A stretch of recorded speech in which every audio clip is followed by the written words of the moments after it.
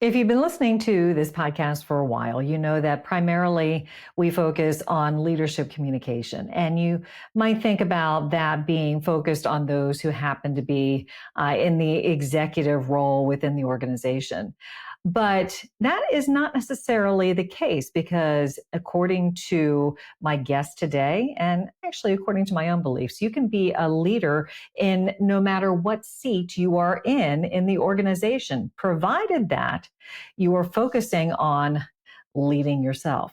So, Leading Yourself is the new book from Elizabeth Lotardo. She is a consultant and a very popular instructor on LinkedIn Learning. And she's going to talk about her new book and give us some real specific strategies on how to lead yourself. Stay tuned. Hi, I'm Karen Reed. I'm a four-time author, Emmy Award-winning broadcast journalist, and communication expert on helping people to own the room, whether it be a physical one or a virtual one. Welcome to Speaker Dynamics. Elizabeth, congratulations on a fantastic book. I am very curious to know what prompted you to write it in the first place. Well, I was experiencing an interesting phenomenon in my consulting world. And what I saw was one person could have an entry-level job with an imperfect boss in an industry that might be a little bit behind, and they had the life sucked out of them. And another person could have this same job, sometimes reporting to the same person, faced with the same technology challenges, and they were thriving. And what that led me to research and eventually uncover is, why are some people able to find meaning, joy, and opportunities in imperfect conditions while others feel powerless? And it came down to the ability to lead yourself. And I love this topic too, because it, I think, fits into this niche that is often overlooked because, this podcast itself is about leadership communication. A lot of people think, oh, you're talking to, the executive leadership team. But really, I think we share the same belief that you can be a leader no matter what seat you're in. Now, leading yourself is a little bit different, obviously. So what do you mean by that whenever you are leading yourself? Leading yourself is about controlling the controllable. And sometimes that is your own mindset. And only your own mindset. What I dive into in the book, Leading Yourself, is how do you manage your mindset in a way that enables you to show up as your best self? How do you optimize your behaviors at work to make progress, even though you don't control everything? And then lastly, how do you manage your relationships? Again, knowing you only control yourself in part of the equation. Yeah, I think that that's so easy to say, difficult to do, right? Because so many times, we kind of get, stuck in this assumption that, well, work sucks and there's nothing that we can do about it. But you would say, oh, no, no, no. So how do you begin? How do you recognize that the problem might be coming from within? And how do you start getting yourself out of that mindset? Well, I don't want to say the problem comes from within. I don't want to invalidate all of the ailments we all face, right? Like nobody's working for a perfect leader. Everyone is worried about how AI is going to take their jobs away or whatever it is that's keeping you awake at night. Leading yourself, you're right, is a simple shift, but it's not easy to execute. When you do, it shows up in a million little ways. But the ultimate crux of it is shifting from worrying about what's outside of our control to focusing on what's inside of our control. And that is empowering, whether you apply that to how you view your job in totality, whether you apply it to the relationship you have with your boss, whether you apply it to one annoying project that's on your to-do list. How you show up for yourself and lead yourself through that makes a major impact on your energy and your performance. You just touched on a couple of the things that can be, keeping us up at night. And one of the things that I really like about the way you structured the book is you get very specific with, certain situations and the strategies to attack them. So I'd love to be able to follow that same format. We kind of go through a couple of typical challenges that a lot of us face. Would that work for you? Yes. Okay. So we are all ruminating at night about what the future of work is going to look like. And our newsfeed, whether it's on Facebook or LinkedIn, has no problem perpetuating that. The challenge is to force our brain to focus on the potential upside, no matter how small it is. So if you're thinking, oh, I have this big presentation coming up to the board. What if they hate it? What if they think I'm an idiot? What if they ask me a question that I don't know the answer to, right? Your rabbit wheel and your brain is turning a million miles a minute. When you force yourself to articulate the upside and say, what if they love it? What if I get a great reputation inside of this organization? What if they ask me a question that shows just how much I know about this? That starts to quell some of your anxiety a little bit. And again, that's one little shift example that over time can make a major difference in how you're showing up at work. Yeah, it makes me think of, what I would call positive phrasing, where rather than telling somebody I can't do it on Monday, you'd say, I can do it on Tuesday or Wednesday. You just kind of, take it from the negative to the positive. But, what you're talking about is, thinking about the what if it's great as opposed to what if it's terrible. And I think that's such an important concept to remember and to practice on a regular basis. Let's talk about some specific issues. Okay, so say you've got this micromanager, which I don't know anybody who has those, but yeah, say that you have a micromanager. Allegedly. What do you say to that micromanager on Monday morning? How can you manage that person who is micromanaging you? So when I was researching for Leading Yourself, I wanted to uncover all of the typical ailments we face, no matter our role, no matter our industry, no matter how long we've been at work. Some commonalities prevail. And the biggest one is imperfect bosses. And I say imperfect not because they're horrible or toxic, but just normal people who may not be an exceptional leader. And oftentimes that shows up as micromanaging. So if you are working for a micromanager and every day or every hour they're slacking you, they're in your inbox, they're calling you, they're wanting an update, here's what you're going to do. First, you define a standing check-in cadence with them, even if it's more frequently than you'd like. This goes back to your suggestion of positive language. Let's check in at the end of every day to go through what has happened during the day. Let's talk right first thing in the morning to talk about what we're going to do today. You give that micromanager a place to land. When they know there's this standing time, they're much less likely to interrupt you. Mm-hmm. And I think it's also a matter of, assuming positive intent rather than maliciousness. I think a micromanager often just wants to make sure that you feel supported. Yeah. Sometimes it's too much support, right? That's so important. And maybe they had their own series of events that led them to being a micromanager, right? Maybe the person enrolled before you constantly let them down. Maybe they are working for a micromanager who wants hourly updates from them, and that's cascading down on you. But what you're controlling, back to Leading Yourself, is your own behavior, your own words, your own talk track, your own mindset. And formalizing that check-in cadence, assuming good intent, that's of service to your manager, but it's also hugely of service to you because you're going to let go of a lot of angst. Yeah. And you also don't just, sit there and be resentful. You're actually, taking control, as you said, control the controllables. And if you give them, okay, this is what I think would work great. What do you think? And they're like, yeah, that sounds good. Suddenly you have this common understanding and there's no room for, misinterpretation or greater building annoyance. Okay, let's talk about another one of the pretty common challenges, which you actually kind of tapped into a little bit about the concern over, AI taking my job. There's a lot of emerging technology, there always is, but it seems to be coming in rapid succession as of recent years. How do you deal with like that quiet fear or anxiety about all of that coming to the fore? So your brain is naturally going to latch on to the risk, the potential negatives, the threat to you. That's just one of the human ailments that we're all born with. The challenge is to shift it to what you can control. One of the ways we talked about doing that was to articulate the upside. If that feels like a little bit of a stretch to you, I want to teach you a hack that I learned from a woman named Tessa Romero. And the hack is this. It's called "This is my chance." Inside of whatever you're worried about, whatever's keeping you awake, you're going to find the opportunity. So AI is so scary. I wonder if it's going to take my job, right? Both of us are in the content business. That is a very real threat. Yeah. This is my chance to lean into my uniquely human skills. This is my chance to build more authentic relationships. this is my chance to define my voice even more specifically. Pointing your brain to what you can control instead of sitting in what you can't is the only way you're going to lift out of that.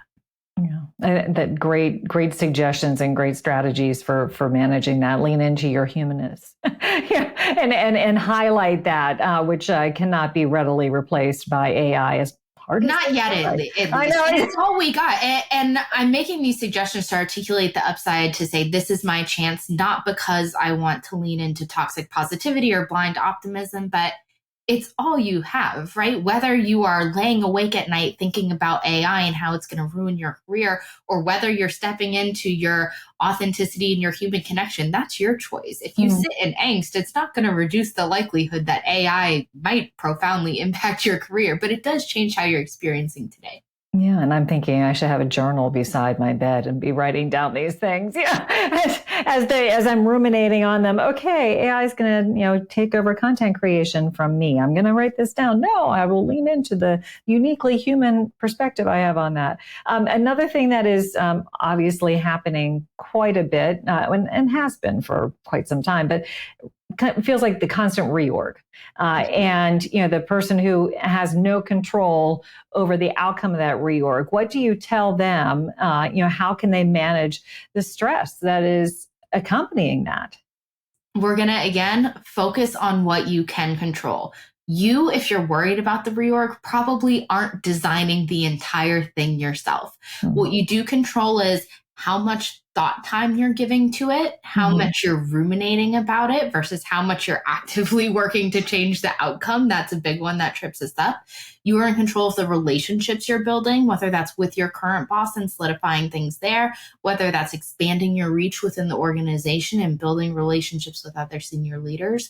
You are in control of the voice you're giving to what you want out of this. Remember, you're not powerless. You can be inside of a reorg saying, I'd love an opportunity to do this.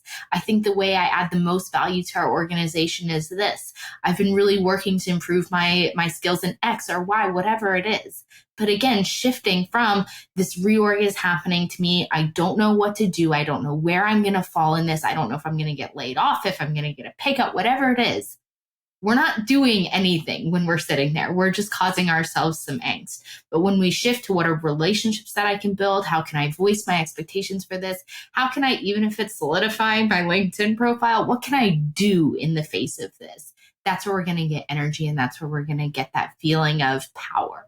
Yeah, paralysis, versus power, and using your voice. As I'm, thinking about communication being like my particular area of expertise.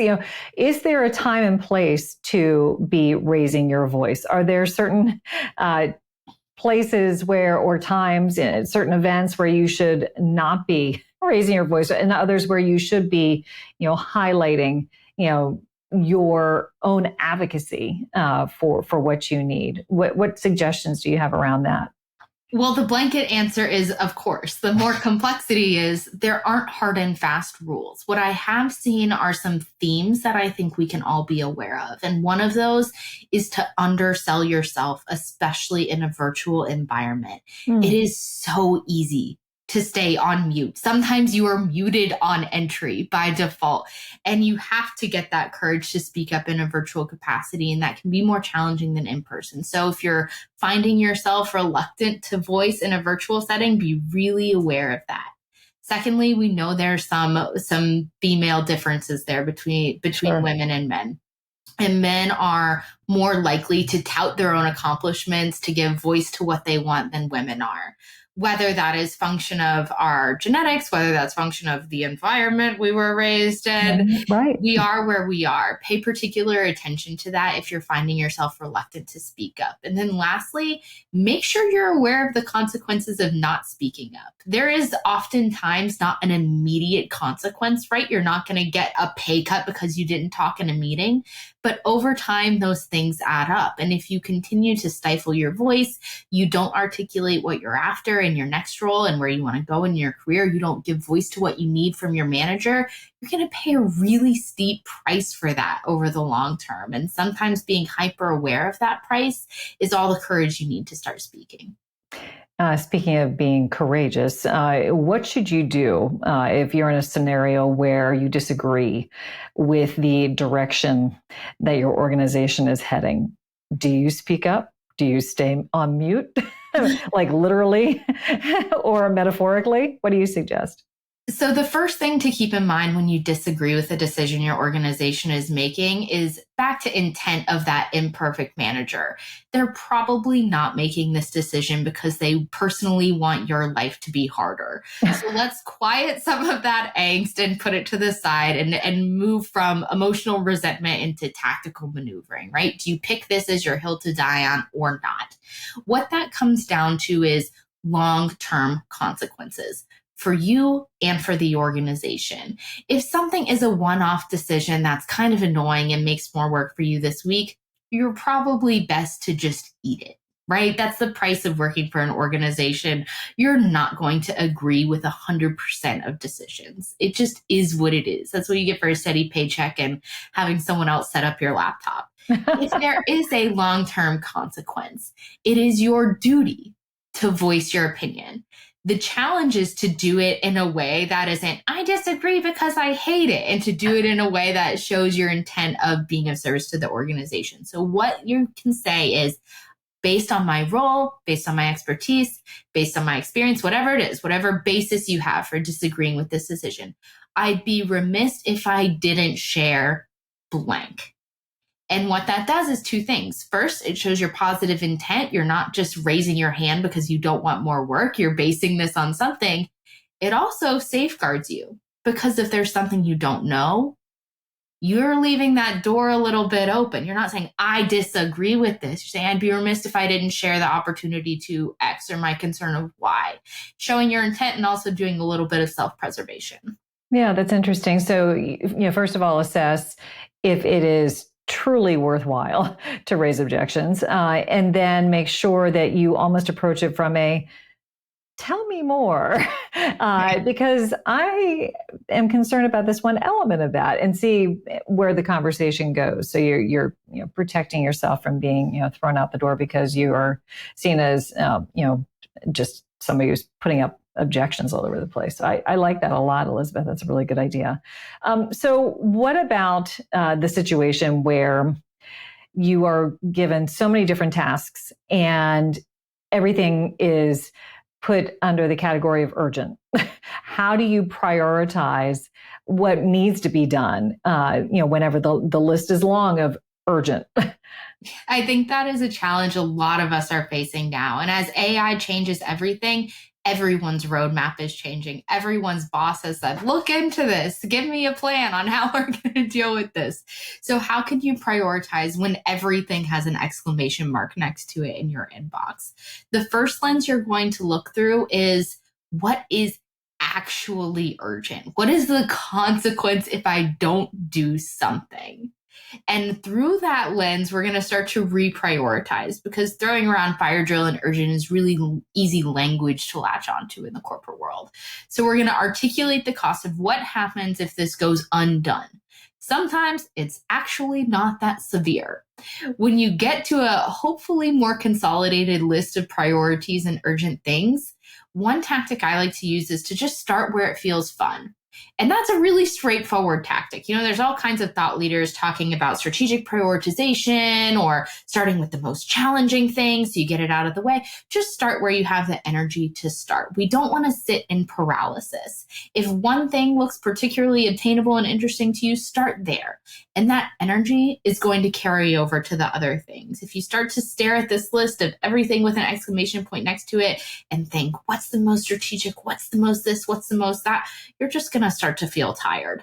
Lean into where you're already getting energy, and that will have a ripple effect. Yeah. And I think that advice came, was it Meryl Streep? It was Meryl Streep's husband. So I talk about this in the book. Meryl Streep's husband is a sculptor.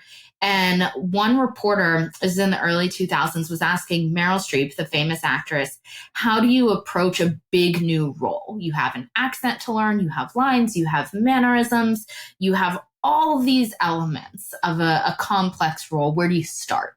And she goes, my husband, who's a sculptor, always told me start where it feels fun. And if you think about staring at a big piece of marble, trying to carve out some type of figure, starting where it feels fun and easy makes a lot of sense. The challenge is most of us don't have the freedom of widespread, freedom to start where it feels fun all the time. But when you can find pockets of autonomy to apply that, it can make a big difference in your energy. Yeah, that I think that's really interesting insight and applicable across all roles and all industries. So another thing that's happening right now across all industries, it seems, are performance reviews. And this is one of those situations where you are meeting with your leader, but leading yourself seems like a really critical component. And one of the things that you mentioned was your performance review is not your life review, which I love that so much. Can we talk a little bit more about that?